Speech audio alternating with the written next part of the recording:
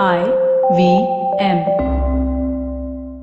TFG Football is an IVM production, and you can also check out their other awesome shows like Geek Fruit with fellow and television geeks Tejas, Jishnu and Dinkar as they discuss the world of science fiction and nerd culture. You're listening to TFG Football. Hello everyone, welcome to a brand new episode of the TFG Indian Football Podcast. One day to go. Siju and Chiranjit have reached their destinations for the Under-17 World Cup, and quickly, can you tell us how is the feeling? Well, landed here yesterday. Yesterday. I shouldn't be saying yesterday. Last night, I should be to be precise. And it's been crazy. Just like I tweeted, I was from the station. I was coming to the hotel, and the Uber guy, the radio was being playing, and all the ads. After every song, there was an ad, and it was about the FIFA World Cup. And the anthem was playing. So, it really kicked in that, hey, it is here finally and it is happening for real. It's crazy. And just one day to go, and today I look out, it's a bright, beautiful morning in Kochi. And probably once when the listeners are listening to this, I might be on the road talking to on the way, probably talking to some of the fans out, whoever I meet on the way to the stadium or to the training sessions, and also have lined up few interactions with the fans to ask them and talk to them about how they feel and how excited they are. But I may not sound excited, but I am just literally pinching myself to say that, hey, it's the World Cup in India. Crazy stuff. So, Siju, before Chiranjit comes in, I want to ask you, so are you getting the lyrics and are you getting that song into your head, the anthem? Are you loving it so much? So see, the anthem, like we said in the start when it was released, is the beat is very catchy. Okay, it's a very catchy beat. It sticks to your head when it is, when it's playing and you want to hum to it. But lyrics-wise, I don't know. I'm not sure how much I'm connected to it. But when I see the video, I'm pumped up because they show in between the clippings of the matches, so it always gives you goosebumps about that. Until the end, when somebody's face pops up, but hey, you need that in India, so let's not waste time ranting about that. But yeah, I think it's a catchy beat, so it sticks to your head. Yeah. Chiranjit, how's your feeling?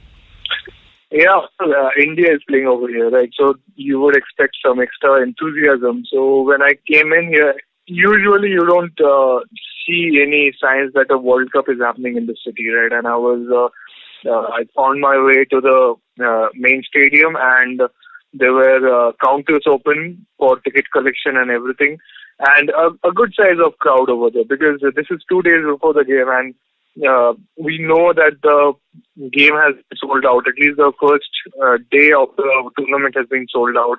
We don't know, if that's because a lot of school kids have been arranged or it's an organic sellout. But yeah, it was at the time I reached, there were still tickets being sold, and you could when you are around that ticket counter, you can see faces from everywhere, people, South Indians, Bengalis, East Indians, Northeasterns, even other North Indians. Everybody who lives in Delhi just comes together and wants to get a ticket to this event, and it looks great. And by the time I got done with my work at the stadium towards the afternoon, I heard that there are no longer you can't buy any more on the spot sales. So the day sales are over basically. So if you are looking for a ticket now, you probably won't get it. So that's the situation here now. Usually it's not like people in the streets are talking about it or anything like that, but yeah, around where it's happening, it looks good. And the stadium, the arrangement is off the charts. They are following FIFA codes so strictly. I've never seen anybody do it like that. This is probably how it happens in a World Cup. I've never covered a World Cup before, so I haven't seen the workings. Brilliant to see Ghana practice at the Jawaharlal Nehru Stadium, and it looks magical, man. Obviously, the action is very far away from you, but you still get a really great view. The people who have been renovating have done a brilliant job on it. So yeah, it looks. I walked into the stadium, and that's when it hit me. It's going to happen. History is going to be made here in a couple of days. So yeah, all pumped up for it. Yes, you heard both of them, and they are really pumped up, and so are we. And we will get you more on the FIFA World Cup. But today we are not delving into those matters. But what we will be talking about is something that was, much of our podcast topics for over weeks. I'm talking about Abinash Ruidas, and yesterday Pulasta Dhar put out an article that just opens up everything, and we can see who's the guilty party and what was the game that East Bengal were playing in the dark. And finally we get to see the details of where it started, where it all ended, and where the manipulation happened. And as it is past, but we will still touch upon this topic. Chiranjit, little too late, but we get to know about what was happening behind doors at East Bengal. And Yeah, well, look, first of all, shout out to Nation of Sport. That's a website that put the story out. So shout out to them, nationofsport.com. They have done a brilliant job. Pulasta has done an awesome, something really good. I think it was really needed to do. He actually went ahead and did the forensic analysis by himself. They arranged for it. He took the documents to two forensic experts and got their expert opinions on it. And that's what we have been shouting about, that this matter should be pursued till the end. We should know whether the signatures are original or not. And it turns out that the signatures on those papers is a copy-pasted kind of a thing. Like, they are exact copies of each other. So when a person signs, there is a human variation. Any two of your signatures are not exactly the same. But that's the case with that signature of Abinash Ruidas on that contract paper. So that kind of shows you that this is, finally something is getting exposed that has been happening forever. I'm pretty sure, like, almost all of the, when you talk to players or, talk to people who have been involved in the sport, you hear stories about almost all of the major clubs that have, had a spotlight in Indian football over the past few decades. Everybody seems to have done something like this. And there are some players as well who, sign with 2-3 clubs and, just take advance from the clubs simply because the punishment structure or the disciplinary body was not very efficient or active until now. And this case is a landmark in that regard, is that it shows once and for all that the old practices of IFA, using something like a token system to determine whether player is going to play, that's not going to happen.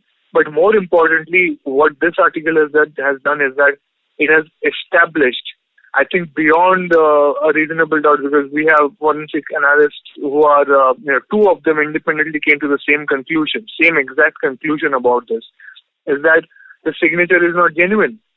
And the matter is, the disappointing part is that the matter has been dropped by AIFF because East Bengal gave Ruidas a no objection certificate and he went to Mumbai City. So nobody is pursuing that matter anymore. But, if somebody in East Bengal did this, they need to be punished. Right? They should be held accountable for something like this. So that's the sad part, that it's not going to happen on a disciplinary basis because this is an independent investigation that does not hold immediate official value. So unless somebody really sues East Bengal of their own volition, East Bengal are not going to get punished. Yeah. So that's I think if Pulasta has done it on his own, can he not take those reports to AIFF and ask them also if they want to go for another check and then probably do it? Because just like you mentioned, the way it is gone here, a journalist or somebody who was working in the field had to go and do their part. It was so slightly just kept in the dark and suddenly just went off topic and nobody was talking about it. Nobody's bothered because the player has gone where he wants to go. The team is doing what they want to do. But here, if it is just like we mentioned over the week, when we're talking about this topic, saying that if somebody is found guilty, and whoever that is, they should be punished, because we can't see this happening in the future again. And now here we go. Somebody took that effort to go ahead and do it, but not the organization nor any other people. But we found, and you can't forge that. Okay.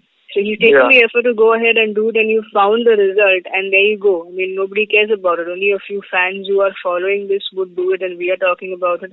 But who else? What next? So can he not take it to AIFF and do something about it?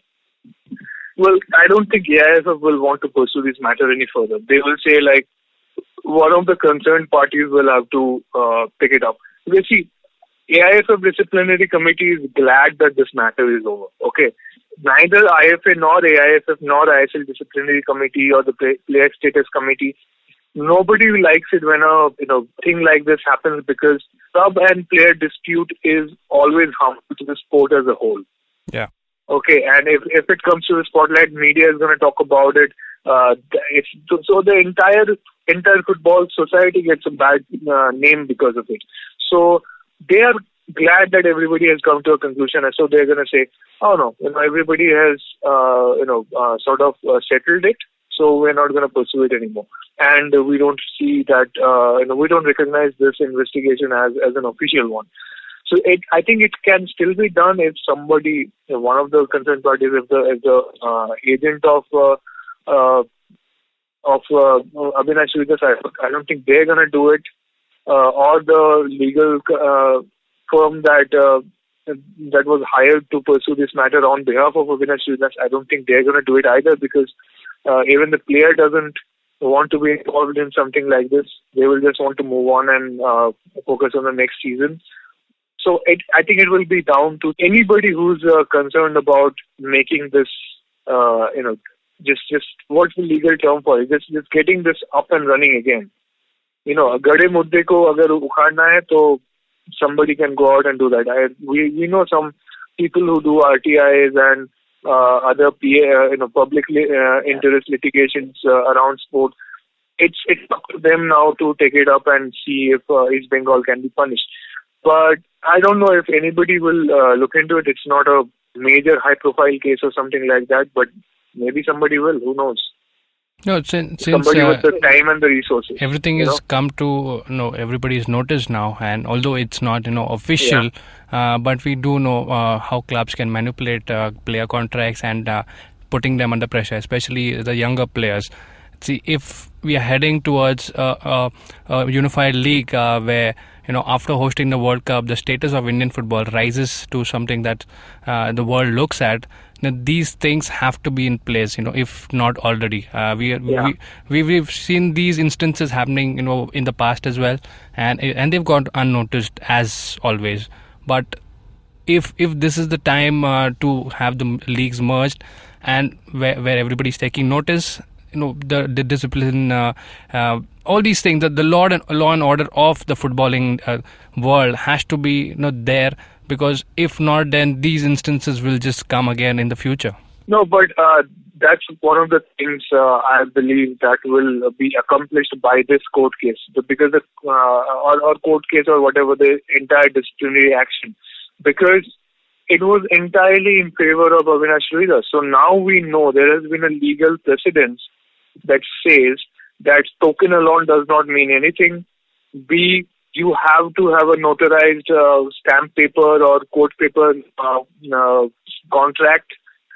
C, the signature has to meet these standards, and there has to be a witness and all that stuff. Without a witness, it does not. Without an independent witness validating the entire thing, the contract does not hold. If a player has not accepted an advance payment or has not participated in the entire pre-season or practices, then again it still has not been enforced. So a few of the things that have been established by this court will address some of these loopholes once and for all. Okay, so you will no longer be able to have just a blank paper or white paper पे contract बना के player को बेवकूफ नहीं बना सकते अभी. ठीक है, you can no longer force a player to just on a copy pasted signature method will no longer work. Okay, so all these things are here. You will also need an independent observer who's witnessed the whole thing. So yeah, I think in the future, in the light of all this, it will be much harder for a club to do something like this. Yeah, So that is I think the biggest takeaway from this entire incident. Yeah, that's all we hope for, and let's not see such cases coming up again. And so hopefully the matter is settled, and Ruidas can continue playing for the ISL team. Mumbai City FC. Anybody who wants to get the detail, please go to nationofsport.com. We're not affiliated to them, but it's a really great article, so no problem giving shout out. Yeah. All right. So that was the short update from the Ruidas controversy. And on that note, we will head into a break. And on the other side, we will have some predictions that we have lined up for from the TFG side about who is going to make it to the round of 16 and progress to the semi-finals and all the way to the finals. All that on the other side of the break. Hi, I'm Amit Verma, the host of the weekly podcast The Seen and the Unseen. In my show, I examine the seen effects and the unintended consequences of public policy and private action. I show how policies meant to help the poor often end up hurting the poor. I've done episodes so far on demonetization, GST, surgical strikes, immigration and MRP. And I will continue my forensic assault on the truth in the weeks to come. Catch the show every Monday on the IVM Podcast app or any other podcasting app that you prefer. Or visit seenunseen.in for all the latest updates. All right, welcome back after the break. And as we said, we will be sending out our predictions to whoever's... this is no way analyze. It's just the feeling that we have, and we will predict who will go through the round of 16 first. Chiranjit, shall we begin with Group A, where India is playing? What are your thoughts? Who do you think goes through from this group? Okay, so USA is going through. Yeah, Ghana is going through. Okay, Now we have a big question. A few big questions, actually. Question A. Can India beat Colombia? Okay. That's a big if. Big doubt over there. I don't think India has shown anything like that so far. They have never managed to beat a team of the caliber of Colombia yet. So, yeah, but maybe, who knows, 9th October, that's when India will play Colombia. Maybe on the day, something great happens. And that depends on what happens tomorrow, Friday. If India put up a good show, even if India lose, if they put up a good show and score a goal and lose 2-1, that's a huge boost in confidence. Like, okay, we can operate in this level.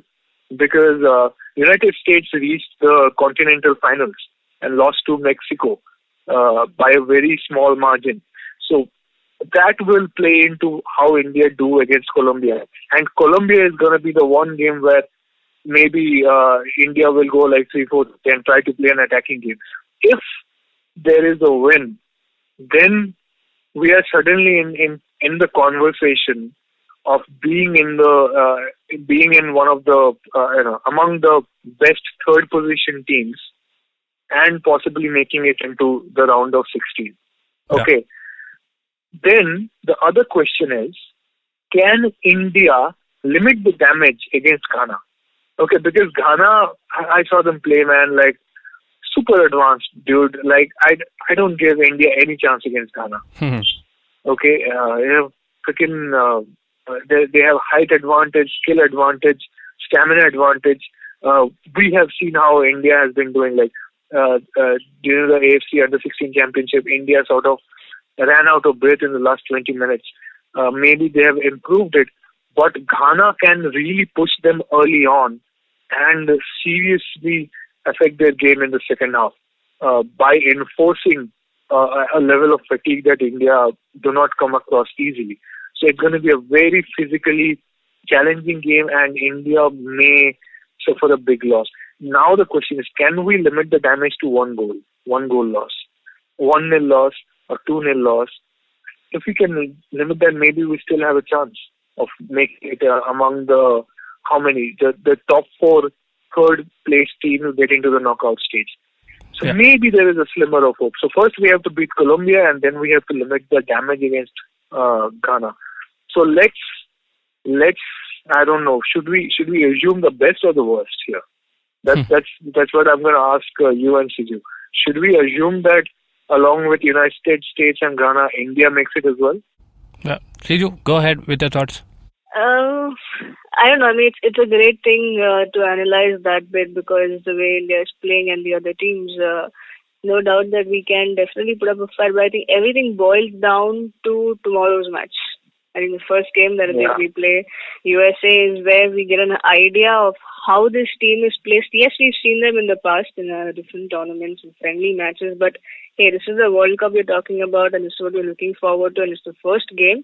I think that's where the test begins and the challenge begins for the host country, to show that we are not just the host and that's why we are here, but we can definitely put up a fight, if not get a win. So I think it's a great analysis to put out there by Chiranjeev, both the questions over there. But I'm not sure.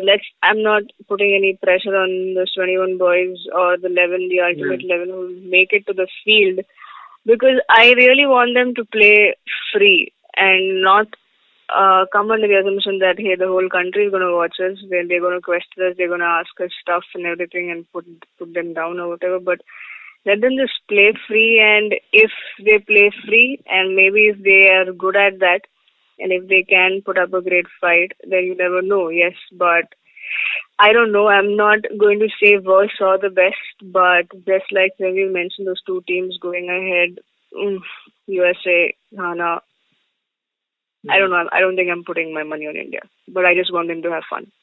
Yeah. Kevin? Yeah. Do you think India will make it? No, see, again, if we just assume the possibility that, let's put this straight. So it's the top two teams from each group that will qualify directly, and the best finishing third place team will make it. So out of 6, we've got four groups that have the possibility of getting the best.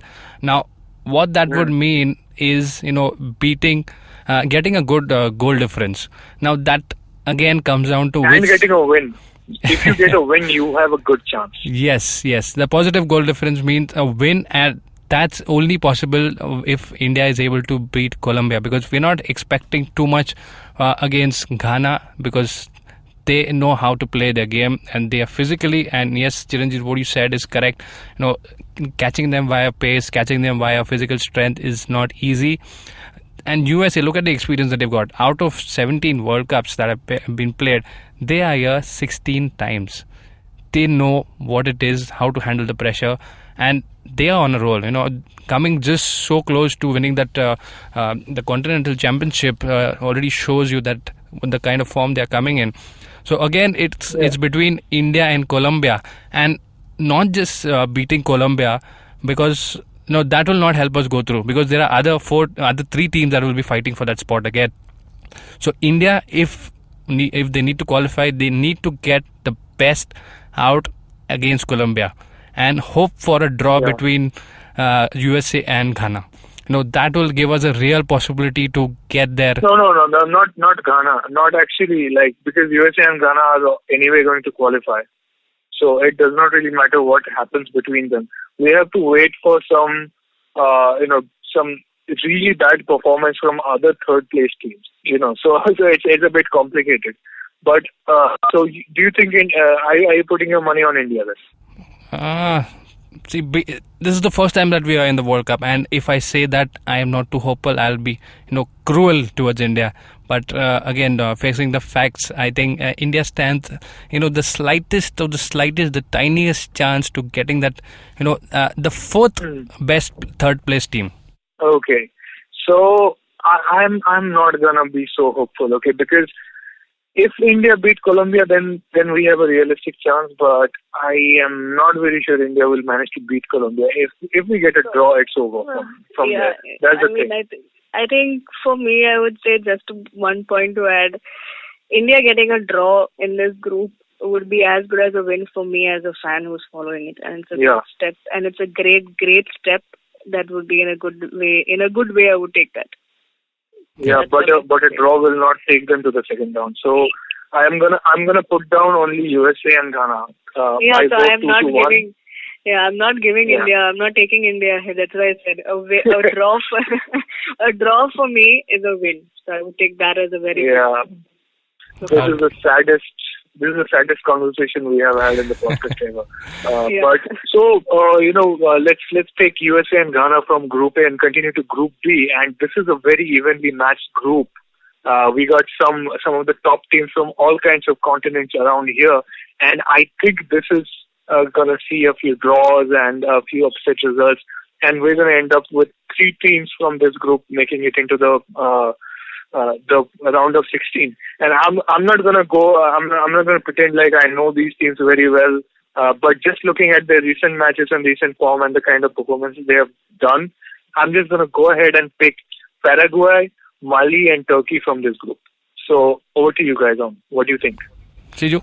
Well, to see, yes, I mean, watching New Zealand play in the 2 games, the practice matches, just, so to get an idea. Yes, they don't have a very footballing culture back home, but I don't know, maybe, yes, I'm agreeing on the same terms, just like Chiranjeev saying Paraguay and Mali, but something between, I can't pick between New Zealand and Turkey for some reason. Yes, Turkey holds a bigger hand here, but maybe, just maybe, if New Zealand can sneak in something. But Paraguay, Mali, yes, for sure. Chiranjeev, rightly, what you're saying is, I agree with that. But I have a change over here. I would predict Mali and Turkey taking the top spots, followed by a close Paraguay. New Zealand, of course, See, that's the key. That's the key, because if they're close, then they have a good chance to be one of the top 4 third place teams. Yeah. Again, there's no outright, clear winner over here that can just topple the other teams in the group. That's what makes it very interesting, this Group B. So again, for me, it's Paraguay, Mali, and Turkey that might go through. Heading to Group C, we've got Iran, we've got Germany, we've got Guinea, and we've got Costa Rica. Now, Germany falls into this group all of a sudden, and it makes the group, all as if they're the only team in the group that's going to just whitewash everybody else.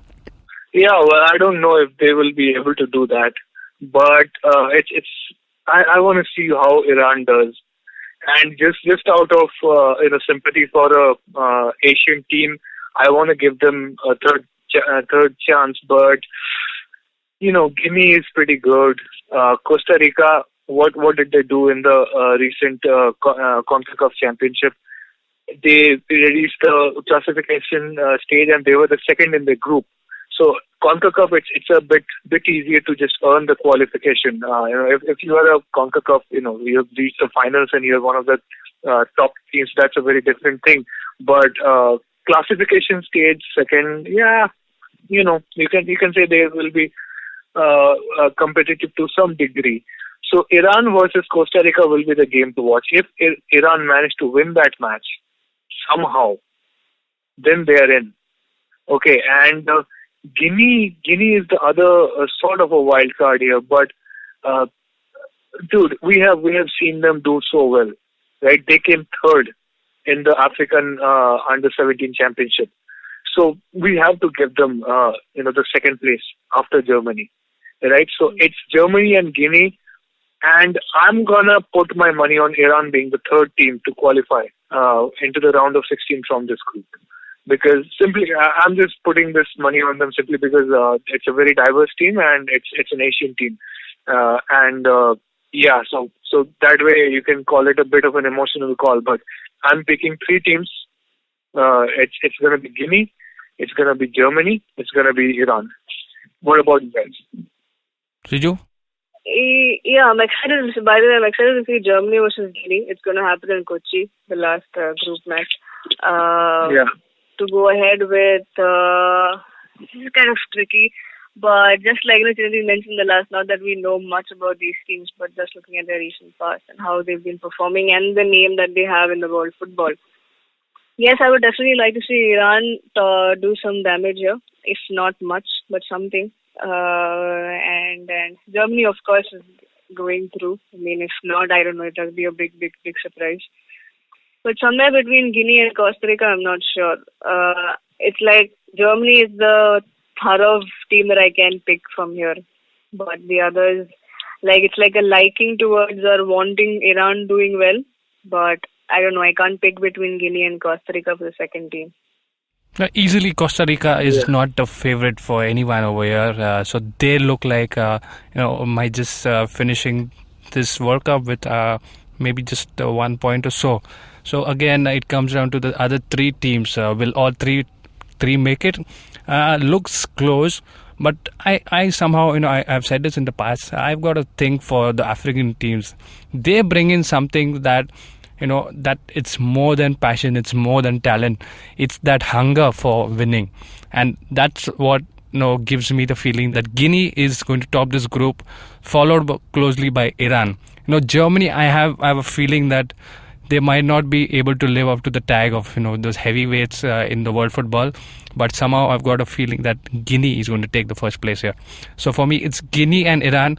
Germany might just miss the bus.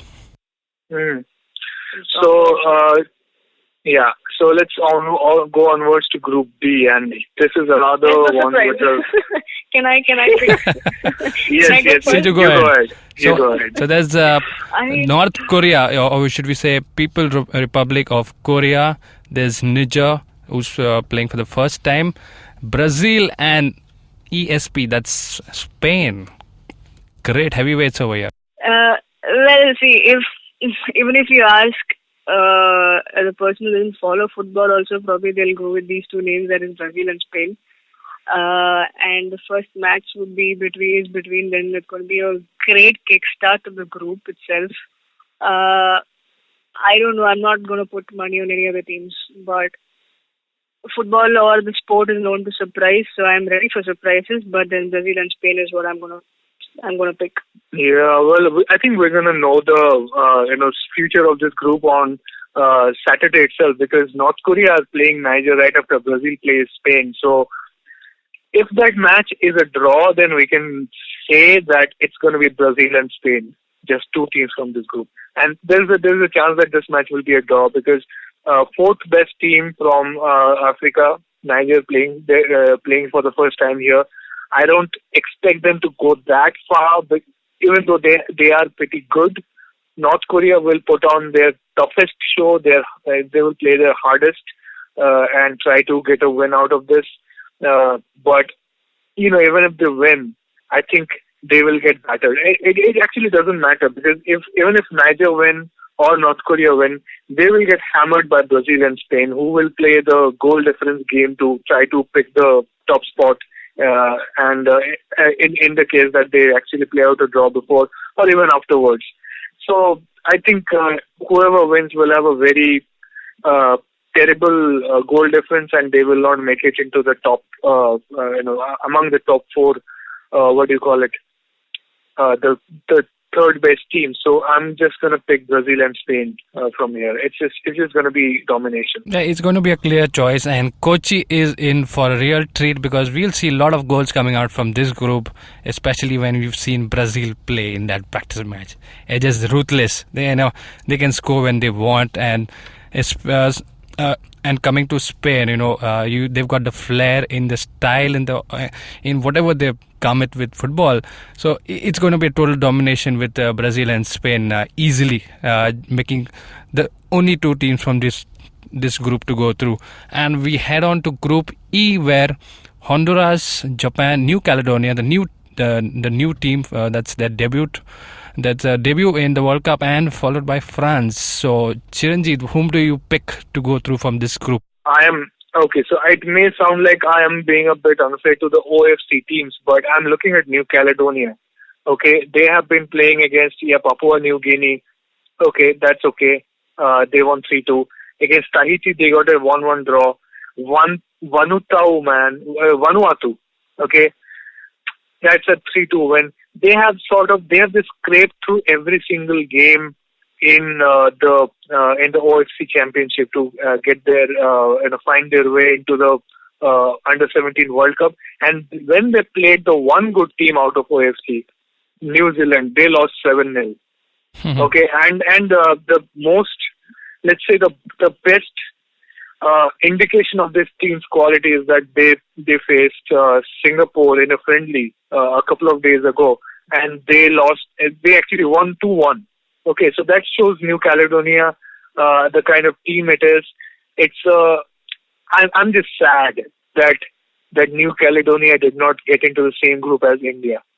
Okay, I'm just sad about that because we would have had a really good shot at making into the second round if we had that team in here.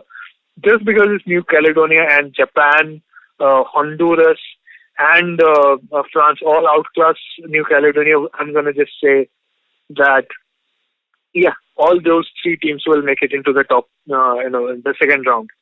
Okay, it will be a toss-up between Honduras and Japan. I think Honduras will come second. France and Honduras will be the top two, and Japan will be the third. But it doesn't matter. All of them are going to the second round. All right, Siju. Same similar thoughts. I mean, my pick would be France and Japan, and maybe Honduras. But two picks, if I had to do, would be France and Japan.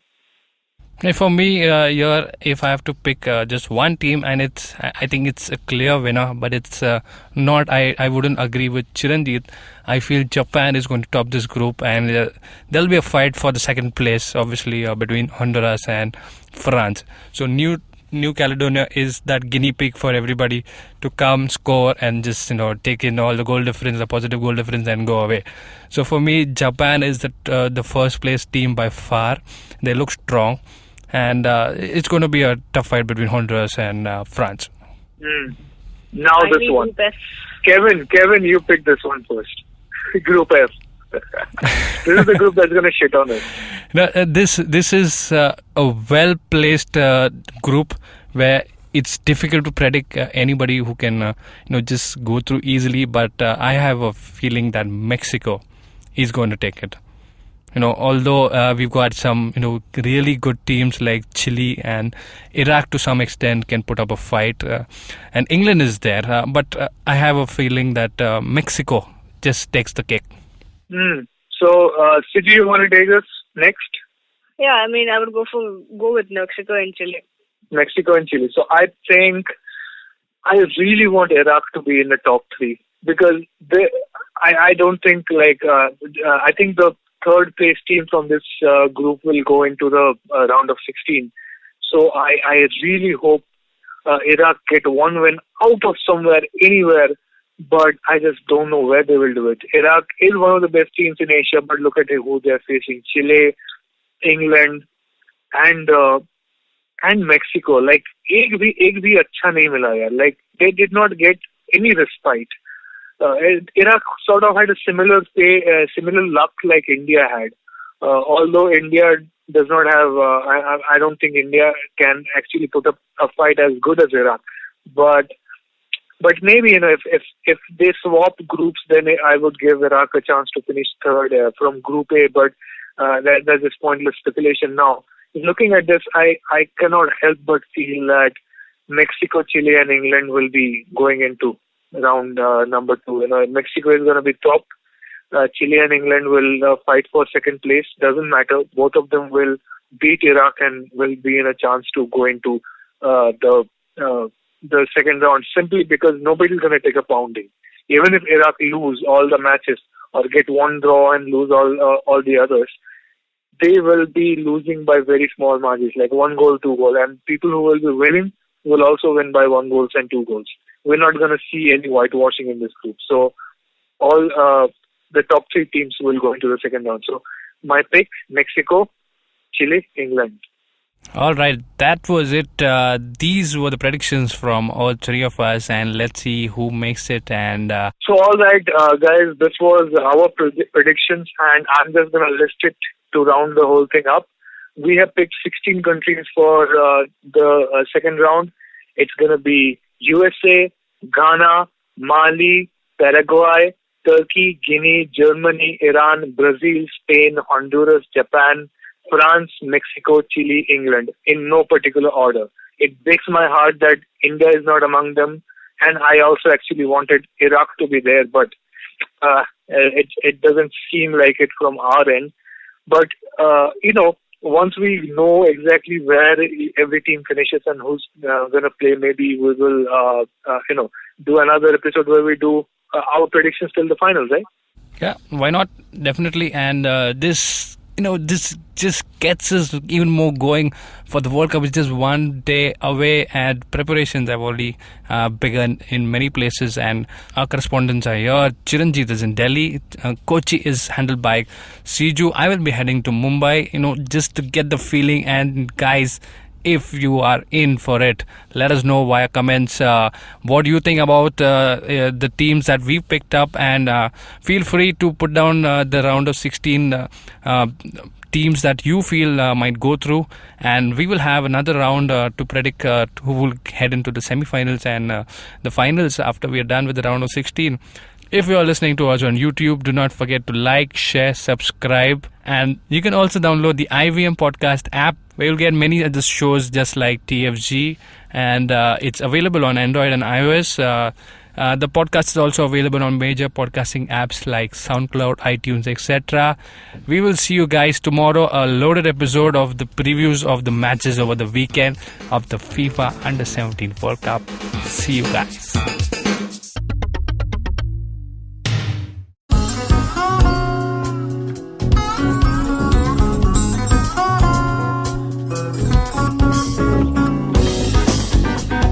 That was Tantrik Steve from Hansraj College, Delhi, performing at IIT Bombay's Mood Indigo.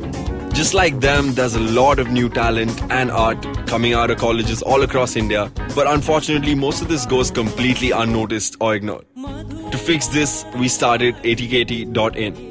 Hi, I'm Ankur, I'm a musician and a rapper, and I found that one of the best things about being an artist myself is finding new talent.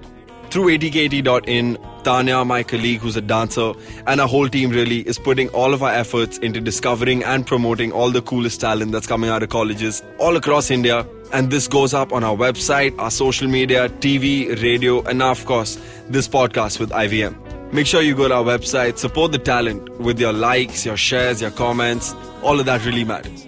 Go ahead, check it out. atkt.in.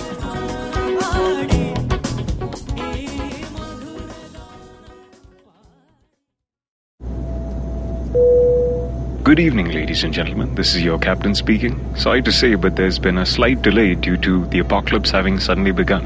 As you can see, there's death, destruction, and chaos taking place all around us. But don't you worry, food and drinks will be served shortly, and I would recommend checking out IVM Podcasts to get some of your favorite Indian podcasts. We'll keep you going till this whole thing blows over. Thank you.